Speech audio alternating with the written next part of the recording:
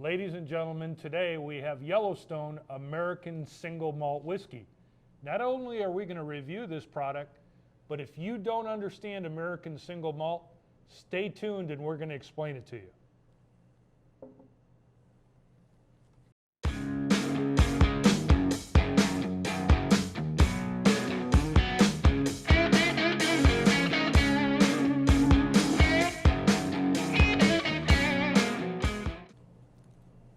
Hi, welcome back to another edition of What's New at Charlie's.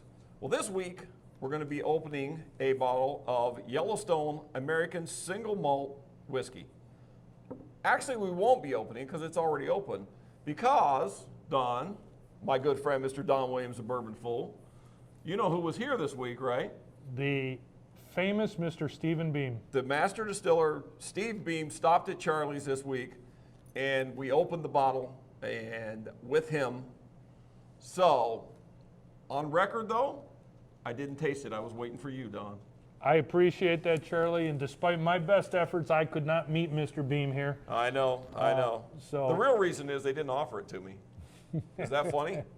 So he did a little staff training with my staff, and I wasn't offered a drink, and I thought, you know what, it's okay, I'll wait and do it with Don because I knew we were going to do it this week. So here we are with a bottle of American Single Malt Whiskey. Now, American Single Malt Whiskey is kind of fairly new, right? it is. It's kind of popping up everywhere. It's like the hot new thing, right? It is. It's like sriracha. And we want all of you to watch to the end because we're going to try to explain this because there's actually two definitions of American Single Malt right now. Okay.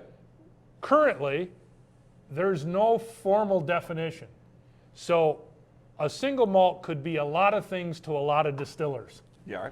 And quite frankly, what they're trying to do is about 130 craft distillers have tried to put together a consortium where they're going to come up with a definition of American single malt. What is an American single malt? Well, like they did with bourbon, right? Correct. And they did with the Bottle and Bond Act, which Correct. These are things that went through Congress and were given a definition. So what you're saying now is there isn't one for this, but they're trying to get that. That is true. And we're going to tell you a little bit more about what the definition is going to be, what the proposed definition is. But right now, let's talk about Yellowstone because it's one of our our favorite places, Limestone Branch. Oh, absolutely, man. Yeah. As a matter of fact, we're going to be doing a dinner here with Mr. Steve Fonte's coming up to do a dinner here at Charlie's. And this will be featured at the dinner. You can check out our Facebook, get some more details on that later, but that's coming in the future. And I will tell you, do not miss Stephen Fonte. That is something that you are going to be happy that you attended. I told everyone to take Tuesday off work because you're not going to be able to go to work on Tuesday after a night with him. So anyway, so we got this single malt whiskey, and so Steve Beam did tell us a little bit about it when he was here. I'm sure you probably know all this, but for once I know a few facts. So Go ahead. I'm just going to throw a few out there. They did use oak cask in these. He says not required by them, but these are oak cask. This is 100% malted barley. Once again, I'm not sure if they all are, but his is.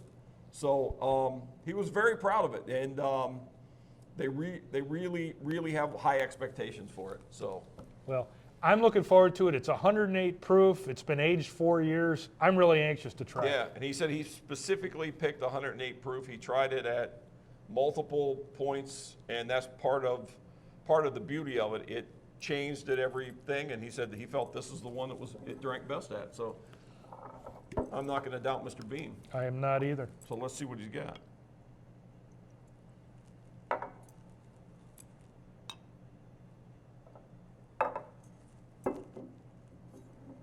Cheers. Cheers. buddy.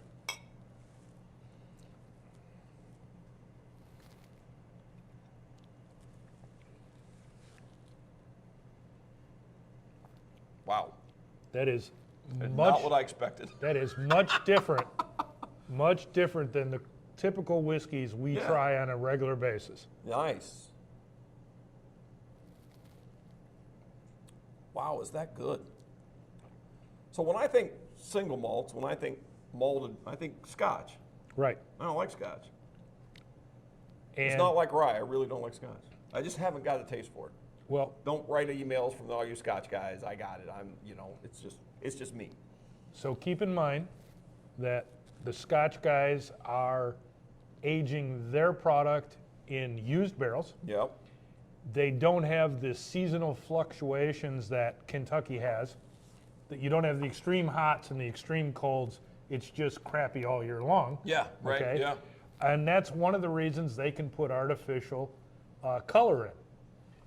This product is more natural. It's an American-made product, aged in Kentucky, new oak, okay? Yeah. He didn't have to do that, but Yeah. that's what Mr. Beam did. And you get the great cereal grains out of this. You get a little bit of, it's different it hits my palate very differently. Yeah. Yeah. Yeah. Yeah.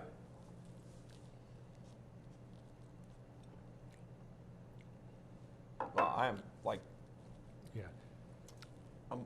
I'm blown away. I don't even know what to say. Yeah. I had a complete thought of what it was going to taste like, and it's completely different.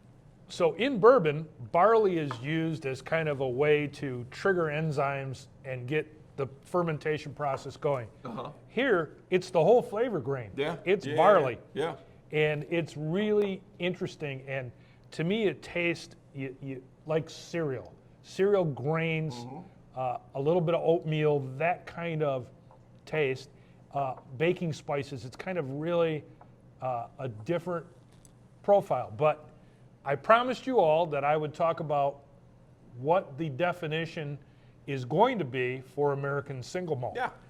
So there is a group of distillers that have put together a recommendation of what they're willing to live by. So they want it to be 100% malted barley. That is the first thing that it has to be. It has to be distilled entirely at one distillery. It can't be a combination of barrels from multiple distilleries. It must be mashed, distilled, and matured in the United States, and it must be matured in oak casks not exceeding 700 liters. The interesting thing about that's like a 500-gallon tub, Yeah. Right. Yeah. Yeah. where a bourbon cask or bourbon barrel is typically 53 gallons. Right. So they've really left it wide open. It has to be in oak, the proposed, but it can be in a lot of different sizes. And the other real interesting thing is it still cannot be distilled at higher than 160, and it can't be bottled at less than 80 proof. So that follows kind of the other bourbon guidelines. Correct. Yeah. But that is significant because they will have their own formal definition once it passes.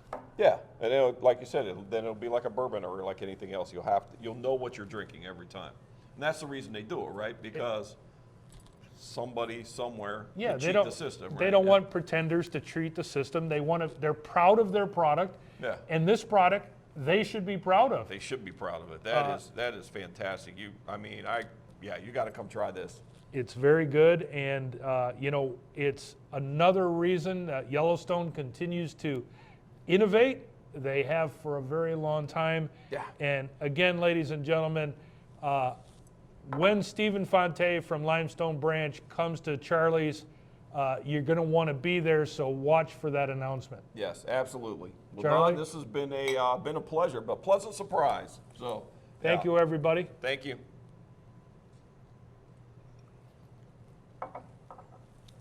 That is the best single malt I've ever tasted.